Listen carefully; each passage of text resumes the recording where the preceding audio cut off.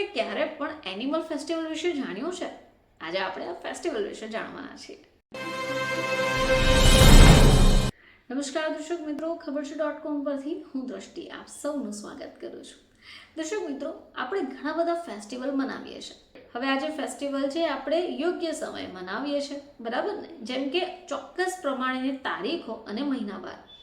પરંતુ અમુક એવા ફેસ્ટિવલ્સ પણ છે જે આપણે કદાચ જાણ્યા જ નથી. તો શું તમે ક્યારે પણ એનિમલ ફેસ્ટિવલ વિશે જાણ્યું છે? આજે આપણે આ ફેસ્ટિવલ વિશે જાણવાના છીએ. તો લોકો હંમેશા એવું વિચારે છે કે ફેસ્ટિવલ ફક્ત માણસોની મસ્તી, સંગીત અને ડાન્સનું નામ છે. પરંતુ દુનિયામાં એવી જગ્યા પણ છે જ્યાં જશ્નનો અસલી નિયમ જ માણસ નહીં પરંતુ જૂની પરંપરાઓ નક્કી કરે છે. અને આ શોના હીરો પણ હોય છે જાનવર.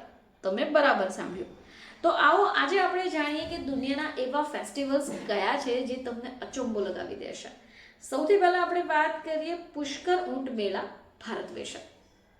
તો રાજસ્થાનના પુષ્કર શહેરમાં દર વર્ષે લાગવાવાળો મેળો ભારતમાં જ નહીં પરંતુ દુનિયાના સૌથી મોટા ઊંટ અને પશુ મેળોમાં ગણવામાં આવે છે.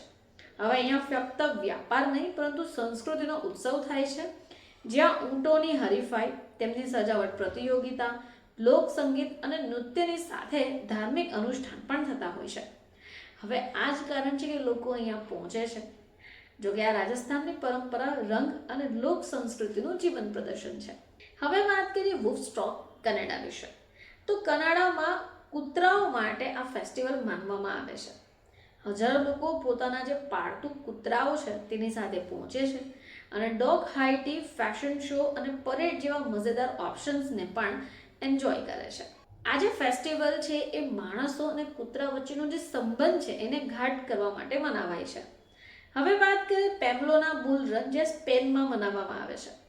તો સ્પેનમાં આ તહેવાર જુલાઈ મહિનામાં રાખવામાં આવે છે અને જે બળદ માટે ખુલ્લું મુકાય છે. હવે આયોજન જોવામાં જેટલું રોમાંચક હોય છે એટલું ખતરનાક પણ હોય છે, પરંતુ આ સ્પેનિશ પરંપરામાંની એક છે. ચલો વાત કરીએ લોકબુરી મંકી બુફે ફેસ્ટિવલ થાઈલેન્ડ વિશે. તો થાઈલેન્ડના લોકબુરી શહેરમાં દર વર્ષે એક અનોખો અને રંગીન ઉત્સવ મનાવવામાં આવે છે જે વાંદરાઓ માટે હોય છે. હવે સ્થાનિક લોકો વાંદરાઓને સૌભાગ્ય અને સમૃદ્ધિ લાવવાવાળા માને છે.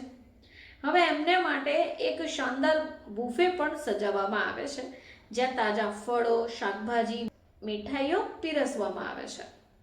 હવે વાત કરીએ કુકર તિહાર મહોત્સવની, જે નેપાળમાં થાય છે. તો નેપાળમાં દિવાળીના પર્વ દરમિયાન કુકર તિહાર મહોત્સવ મનાય છે, જે કૂતરાઓને સમર્પિત છે.